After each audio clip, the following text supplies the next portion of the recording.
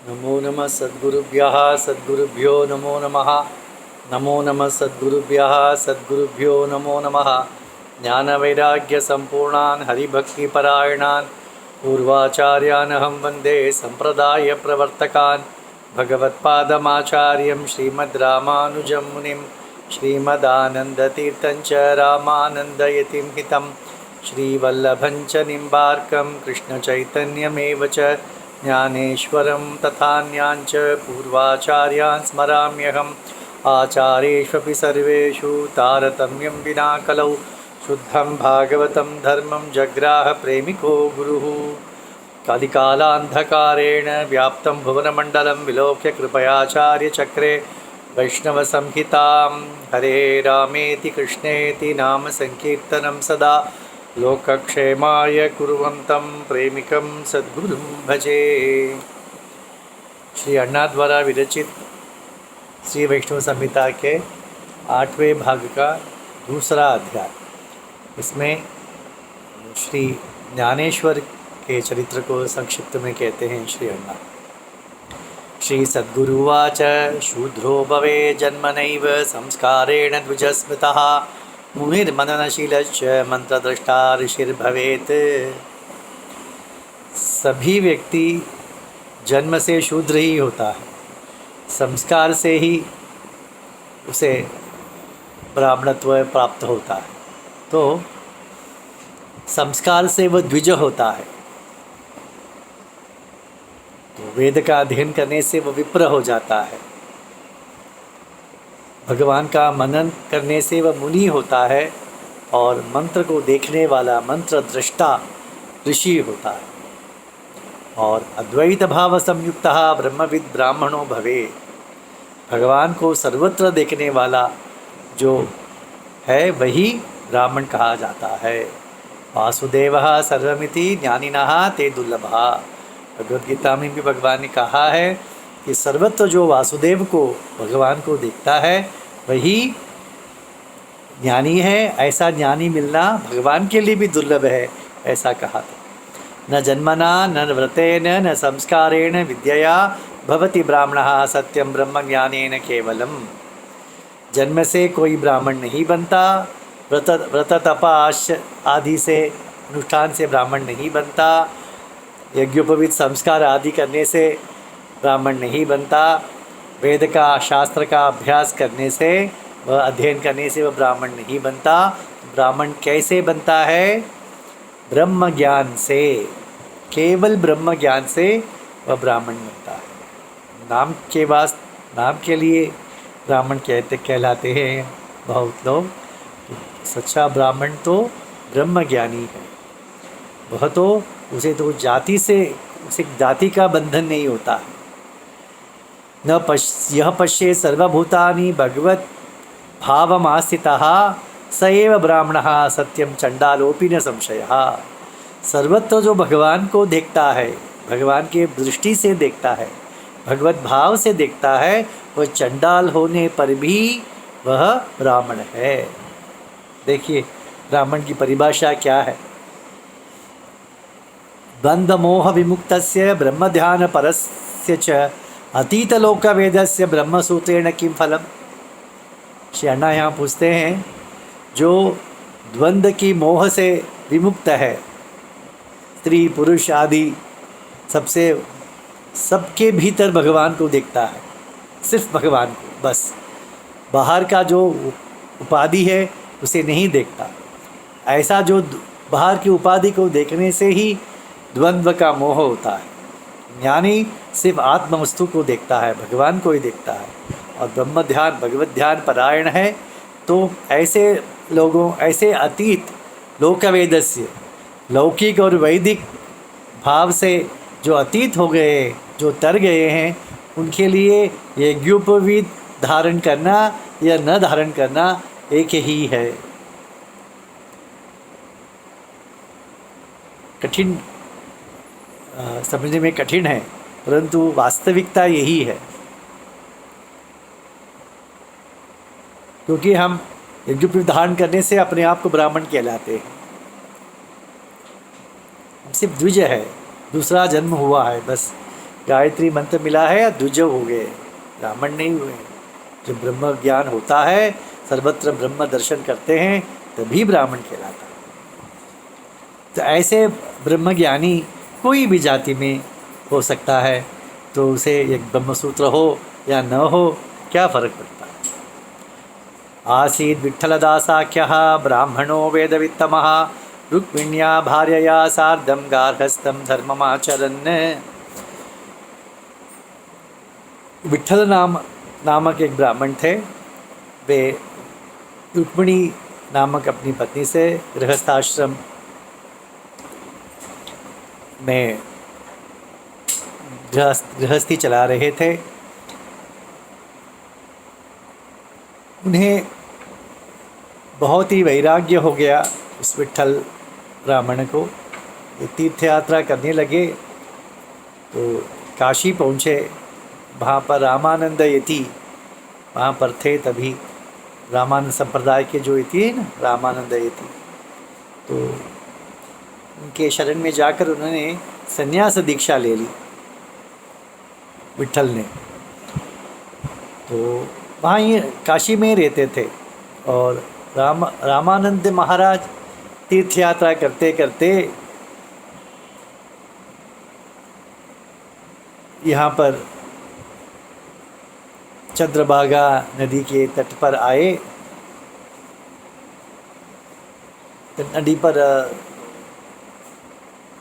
आए तो एक वृक्ष के नीचे बैठे थे, तो सभी लोग आकर उनको नमस्कार करते थे। तब ये रुक्मिणी जो विठ्ठल की पत्नी थी, तो उसने भी आकर नमस्कार किया। तो महाराज ने पुत्रवती भव ऐसे आशीर्वाद दिया उन्हें। तब रुक्मिणी रो पड़ी, कहने लगी, महाराज मेरे पति तो संन्यास लेकर चले गए हैं, मेरे पति तो यहाँ से चले गए हैं, कहाँ गए मुझे पता नहीं है। कहते हैं काशी में रहते हैं, मुझे पता नहीं है। मैं तो आपका आशीर्वाद सत्य कैसे होगा। तो इसे मन में रख लिया रामानंद महाराज ने। पुनः जब वे यात्रा समाप्त कर काशी गए तो विठ्ठल, नाम पूछा था पति का, पर विठ्ठल ने कहा, उन्होंने जगह गाँव पता लग गया। तो वहाँ जाकर विठ्ठल से पूछा आपका नाम और जगह कहाँ है, तो स्थान से बता दिया उन्होंने, यहाँ का ही। तो वो जान गए कि रुक्मिणी के पति है वे। तो उन्होंने कहा कि जाओ पुनः जाकर गृहस्थाश्रम स्वीकार करो। देखिए, शास्त्र के अनुसार ये अनुचित है, परंतु गुरु की आज्ञा का उल्लंघन नहीं करना चाहिए, ये भी एक शास्त्र ही है। तो रामानंद आचार्य के आज्ञा के अनुसार वे विठ्ठल पंथ पुनः अपने पत्नी के पास लौट आए। पुनः गृहस्थी उन्होंने आरंभ किया।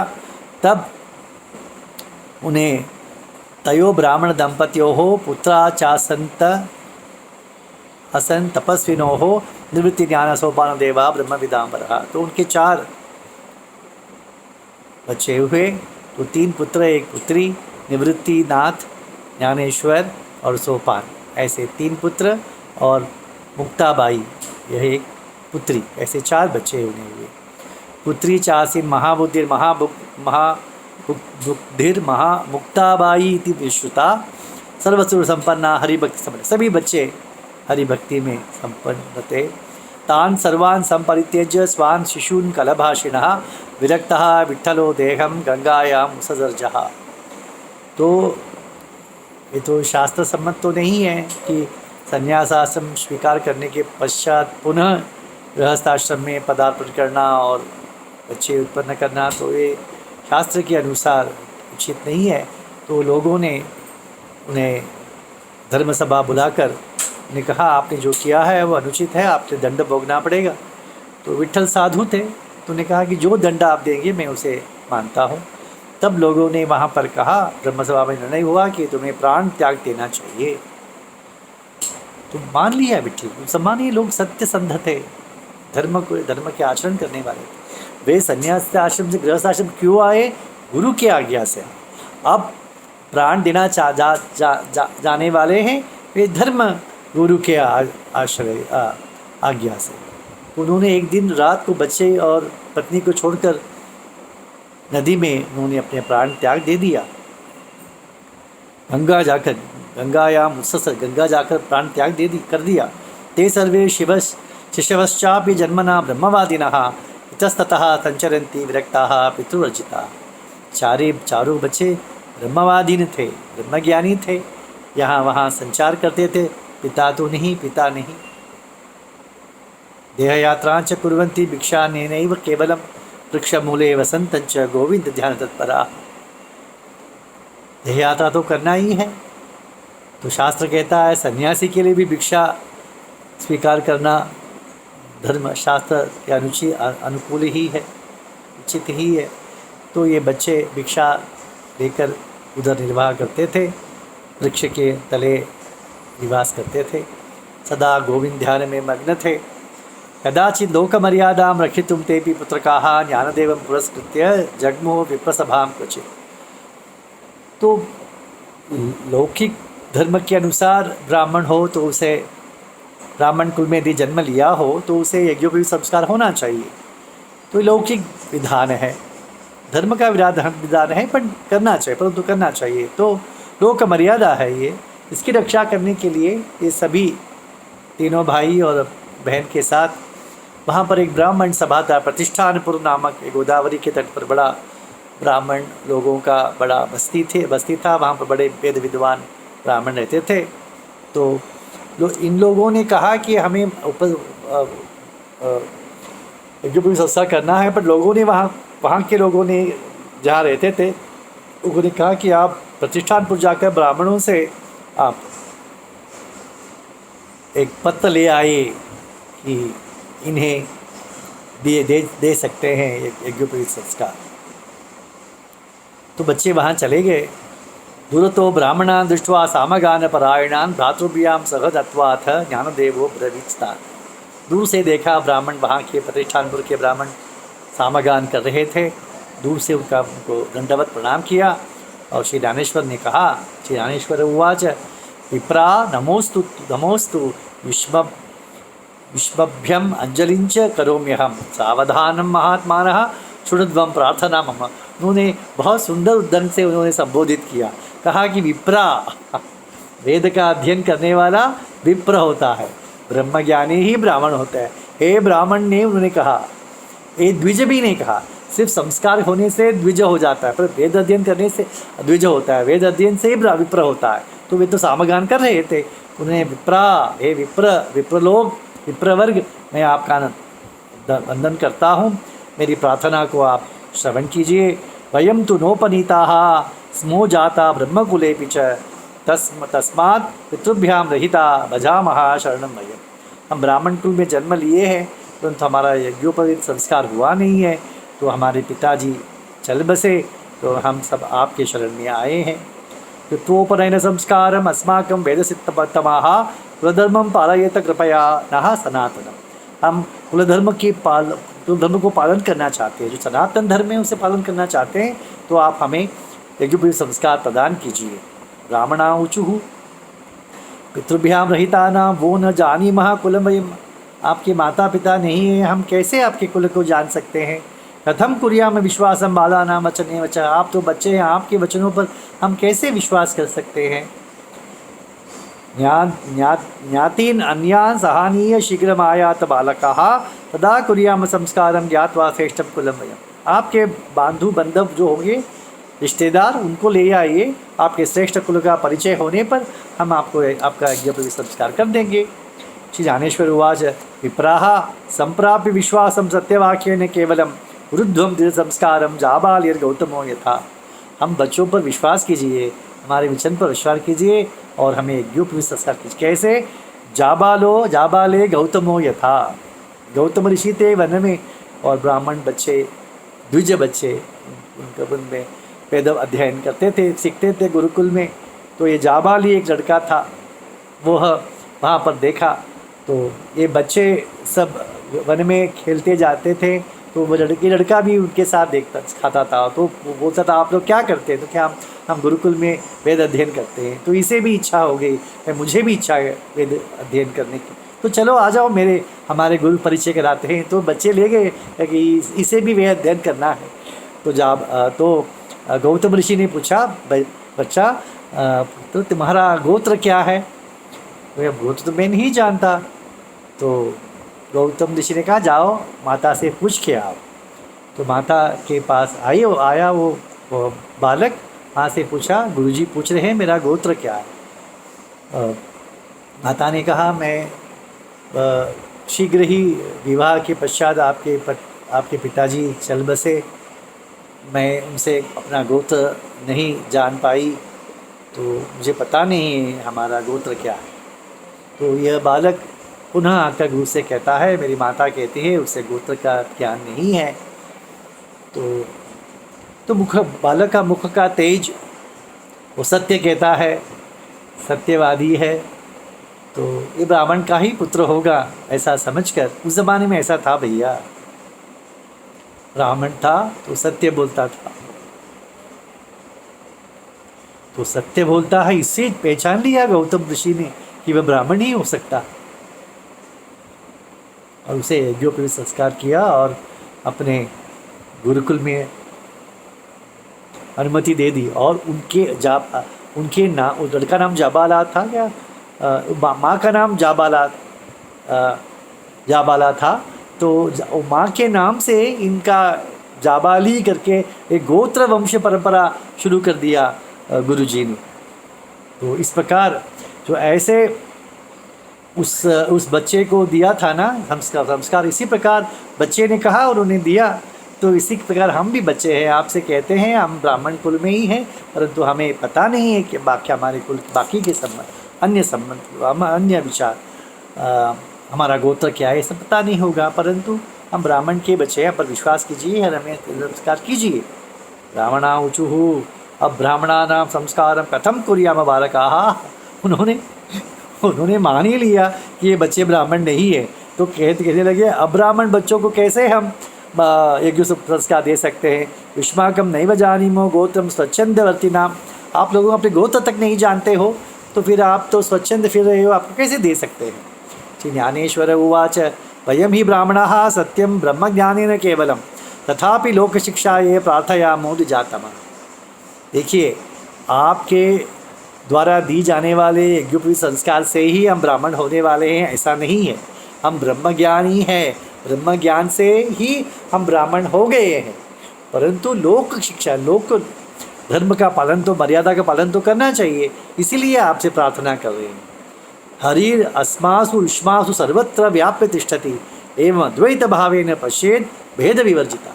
हरि सर्वत्र है, हरि कहाँ नहीं है, तो जड़ अजड़ सभी वस्तुओं में हरि व्याप्त है। तो इस प्रकार से हमारी दृष्टि है, तो हम ब्रह्म ज्ञानी ही है, तो हमें आप दे सकते हैं। ब्राह्मणा ऊचुहु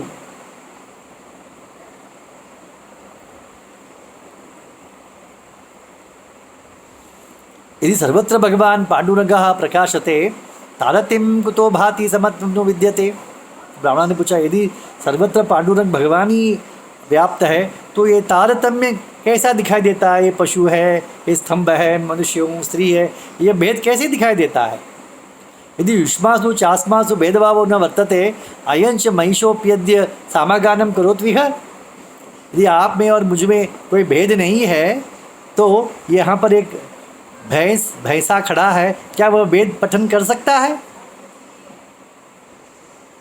ज्ञानेश्वर उवाच व्यवहारे भेदभावो विद्यते ही अविवेकिनां सर्वत्र ज्ञानिनां एको वासुदेवो दृश्यते।